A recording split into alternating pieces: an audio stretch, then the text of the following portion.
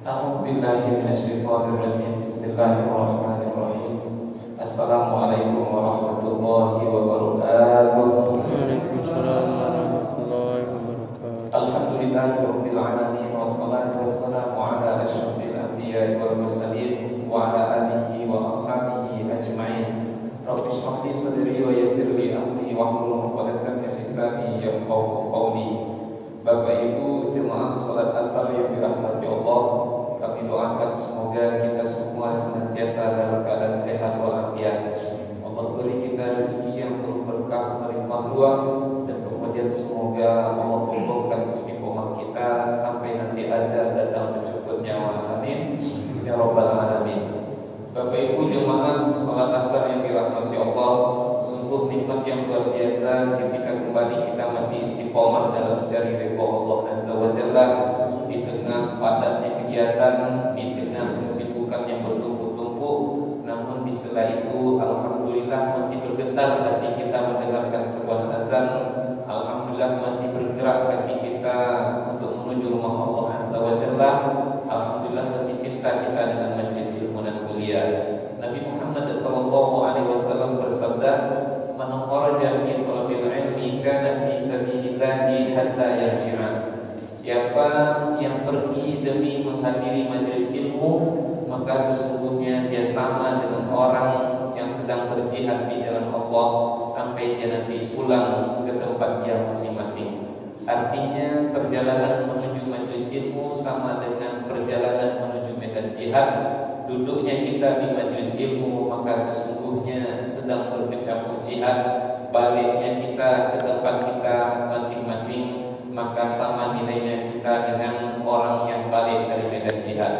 Maka andai kata di tengah itu, di saat kita berjalan menuju majelis ilmu, dalam majelis ilmu ataupun di waktu kita pulang ke tempat kita masing-masing, datang malaikat Israil untuk mencabut nyawa kita, maka Bapak Ibu sesungguhnya kematian kita saat itu sama dengan matinya orang yang mati di medan jihad.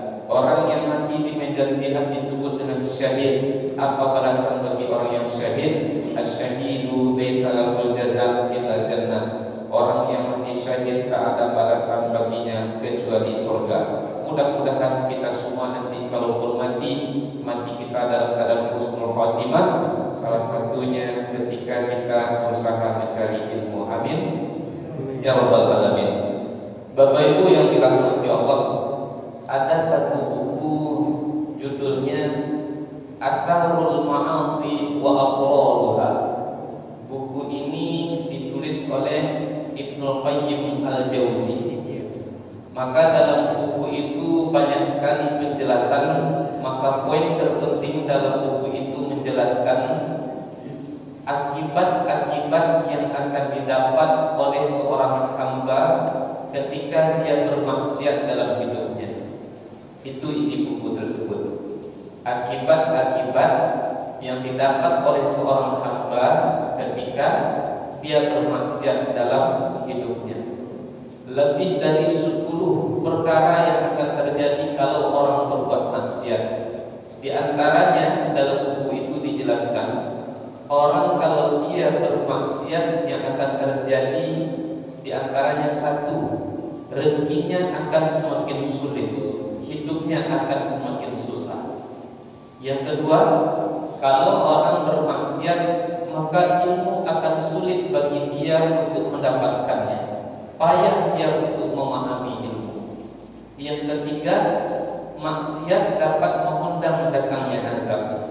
Yang keempat, maksiat dapat mengundang datangnya laknat.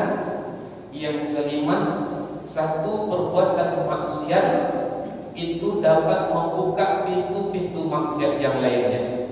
6, maksiat membuat seseorang suka untuk menunda-nunda taubatnya. Yang ketujuh, maksiat dapat menggelapkan, membutakan, bahkan mematikan hati seorang insan. Yang kedelapan, maksiat itu dapat menyebabkan seseorang terbelenggu dalam bujuk rayu, akan menjadi hamba-hambanya setan. Itu yang kami ingat.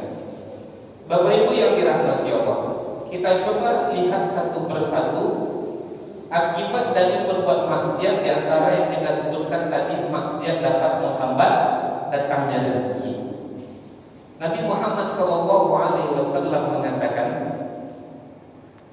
Innal 'abda la yuhramur rizqa bidzambi yusibu.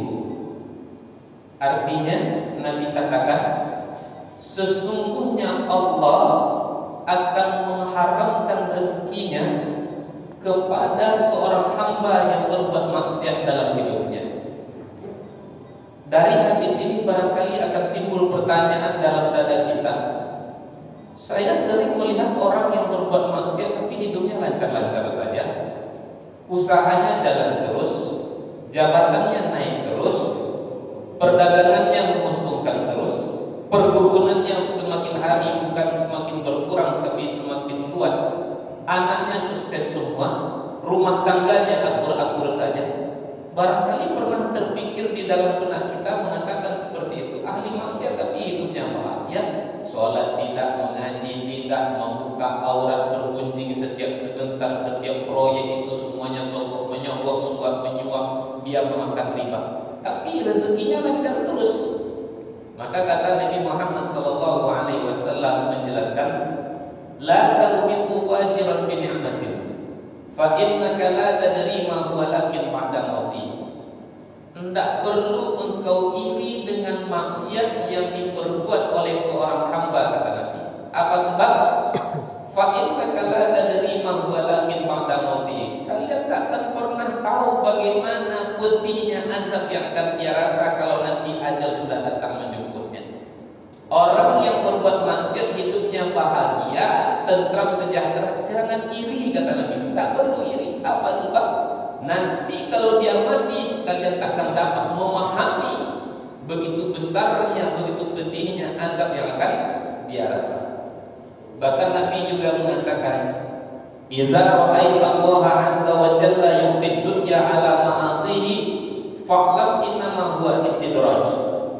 Apabila engkau melihat Allah Azza wa Jalla membukakan segala kenikmatan dunia kepada seorang hamba padahal dia ahli maksiat, fa'lam, ketahuilah, kata Nabi, innama huwa istidraj. Itu istidraj, kata Nabi. Istidraj itu apa? Istidraj itu Allah tangguhkan datangnya azab kepada seorang hamba. Falamma nasu ma dzukiru bihi fatahna 'alaihim abwaaba kulli syai' hatta idza farihu bima utu akhadnahu baghtatan fa idza hum mublisun. Ketika mereka melupakan peringatan demi peringatan yang telah disampaikan kepada mereka, maka kami bukakan segala kenikmatan. Fatahna 'alaihim abwaaba kulli syai', dibukakan semuanya. Jabatan naik, pangkat naik, rezekinya melimpah ruah, sawitnya selalu dapat harga, pas panen harganya mahal terus. Sehingga mereka bahagia. Ketika mereka bahagia, kata Allah, akhadnahu baghtatan, lalu akan kami ambil mereka secara tiba-tiba, fa idza hum mublisun, lalu kemudian mereka akan menjadi orang yang berputus asa. Bapak Ibu, Fir'aun diambil oleh Allah ketika dia sampai pada puncak kekuasaannya. Qarun dibinasakan oleh Allah ketika dia sampai pada puncak kejayaannya, ketika hartanya melimpah ruah. Qarun, Fir'aun itu mendapatkan istidraj. Kita kembalikan kepada awal cerita kita tadi, maksiat dapat menghambat datangnya rezeki. Bapak Ibu yang dirahmati Allah, bagaimana cara Allah menghambat datangnya rezeki? Padahal kita tahu Allah itu kan Ar-Razzaq. Bagaimana maksiat menghambat rezeki? Sementara Allah itu Ar-Razzaq. Ar-Razzaq itu Maha memberikan rezeki. Allah akan mengharamkan rezeki kepada seorang hamba yang berbuat maksiat dalam hidupnya. Lebih kurang seperti ini, Bapak Ibu. Anggap ini gelas, kemudian ada teko, gelas kosong, teko yang dipenuh, diceret yang diisi penuh dengan air. Lalu ketika kita ingin menuangkan air ke dalam teko, tapi kemudian penutupnya tak kita tanggalkan, maka ketika itu air yang ada dalam ceret dalam teko itu tak akan bisa masuk ke dalam gelas. Nah, yang penutup gelas tadi itu disebut dengan maksiat. Contoh dalam kehidupan nyata yang saya alami Bapak Ibu. Suatu ketika saya di dekat Masjid Chevron Rumbai di bundaran Masjid Dakwah. Ketika sholat zuhur saya pun parkir. Ketika orang azan saya parkir.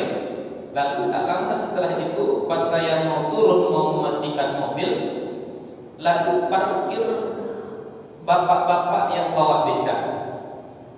Di atas becak itu ada 3 orang, 1 laki-laki, 2 perempuan. Prediksi saya yang laki-laki ini seorang suami, kemudian istrinya yang terbaring di dalam becak itu, kemudian ada anak perempuannya. Karena dia parkir di sebelah saya, tentu saya nampak betul. Oh, ini nampaknya orang lagi butuh sumbangan.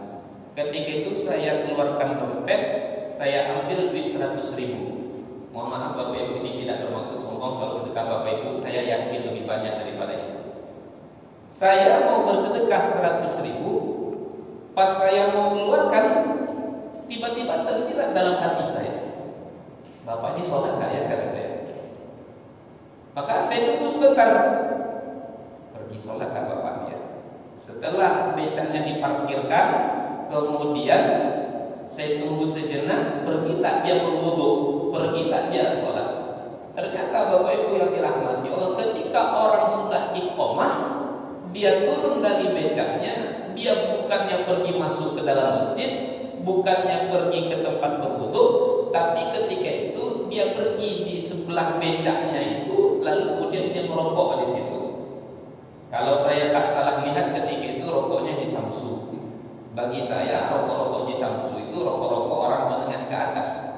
Sehingga saya terlambat untuk sholat ketika itu. Saya tunggu sebentar. Saya rasa dah mau rasa-rasa imam mau rukuk, baru saya turun dari mobil. Ternyata bapak ini masih merokok. Karena lama maka saya masuk ke masjid. Keluar dari masjid, ketika saya masih belum sedekah ya Pak.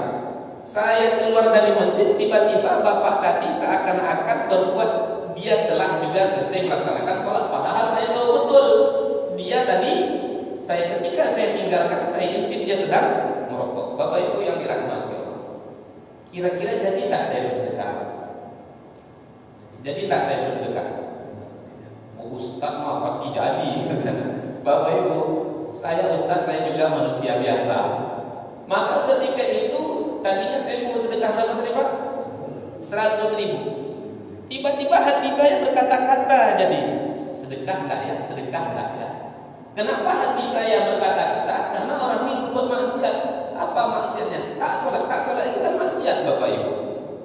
Kalau tak salah dalam kitab Sahih Fiqh Sunnah yang ditulis Imam Abu Malik Kamal bin Said Salim, dosa meninggalkan sholat lebih berat daripada dosa berzina. Dosa meninggalkan sholat lebih berat daripada membunuh. Dosa meninggalkan sholat lebih berat daripada mencuri. Dosa meninggalkan sholat lebih berat daripada meminum minuman khamar. Dia tak berbuat maksiat ceritanya. Maka yang tadinya saya demi Allah ingin bersedekah 100.000, tapi hati saya berkata-kata sedekah enggak ya, sedekah enggak ya, sedekah enggak ya. Hati saya mengatakan enggak usah aja lah bersedekah. Ngapain pula kita bersedekah kepada orang yang berbuat maksiat. Tapi saya berusaha meyakinkan hati saya ketika itu. Tadi kan sudah berniat untuk bersedekah. Ya kalau sudah diniatkan maka sedekah saja. Saya berusaha meyakinkan hati supaya bisa bersedekah, tapi saya tak mampu lagi bersedekah 100.000. Berapa saya cuma bersedekah Bapak Ibu? Berapa? 20, 50.000. Terlalu berbaik sangka sama saya. Bapak Ibu, saya sanggup sedekah ketika itu cuma 10.000 rupiah. Itu pun hati masih berkata-kata pro kontra hati saya. Ini jangan-jangan nanti duit diberikan pun bukannya dipakaikan untuk beli obat, untuk kebaikan istrinya, tapi dipakaikan pula untuk yang tidak. Maka ketika itu saya langsung ingat dengan hadis yang saya bacakan tadi. Allah akan mengharamkan rezekinya kepada orang yang berbuat maksiat dalam hidupnya. Semestinya dia dapat duit 100.000, tapi karena dia berbuat maksiat cuma 10.000. Bahkan hampir saja saya tak jadi bersedekah kepada dirinya. barangkali ini yang saya pahami maksud di antara maksud bagaimana cara Allah mengharamkan rezeki kepada orang yang berbuat maksiat. Ataupun Bapak Ibu, ketika kita tetap mendapatkan rezeki, tapi rezeki yang kita dapat ketika kita berbuat maksiat, Allah memberikan rezeki dalam bentuk yang dimurkai, bukan dalam bentuk yang diredoi. Bapak Ibu pernah tak ngasih orang duit tapi hati Bapak jengkel ke dia? Pernah tak Pak? Kita ngasih duit ke orang tapi hati kita jengkel. Mana contohnya? Bapak tak mau sedekah nih, lampu merah nyala. Kan banyak orang yang bersih-bersihkan mobil, kadang-kadang dia ngamen. Kita sudah bilang tak mau ngasih sedekah, tapi karena dia terlalu lama ngamen di depan kita, kemudian dia tetap bersihkan mobil kita, akhirnya tetap kita kasihkan, tapi tidak dalam keadaan hati kita. Hati tak nyaman, hati tak enak, memang tetap kita berikan. Barangkali orang yang berbuat maksiat dia tetap dapat rezeki, Allah memberikan rezeki kepadanya dalam keadaan tidak diredoi tapi dimurkai. Maka pertanyaannya Bapak Ibu, kita ingin dapat rezeki dari Allah dalam keadaan diredoi atau dimurkai? Maka yakin, hakul yakin, semua kita pasti ingin mendapatkan rezeki dari Allah dalam keadaan diredoi oleh Allah Subhanahu wa taala. Maka kalau kita ingin rezeki kita diredoi oleh Allah Subhanahu wa taala, jauhilah perbuatan maksiat. Bapak Ibu, demikian dapat saya jelaskan. Mohon maaf atas segala kesalahan dan kehilafan. Insyaallah poin-poin yang tersisa akan kita jelaskan pada pertemuan-pertemuan berikutnya. Pada kesempatan yang mulia ini kita bermohon kepada Allah, semoga Allah jauhkan kita dari perbuatan maksiat, sehingga rezeki itu pun tak Allah haramkan kepada diri kita. Allah semakin mencurahkan rezeki yang halal dan thayyibah, nikmat yang melimpah ruah yang penuh dengan berkah Allah berikan kepada kita, karena kita sudah berusaha menjauhkan diri kita dari perbuatan maksiat. Amin ya rabbal alamin. Wabillahi taufiq wal hidayah. Wassalamualaikum warahmatullahi wabarakatuh.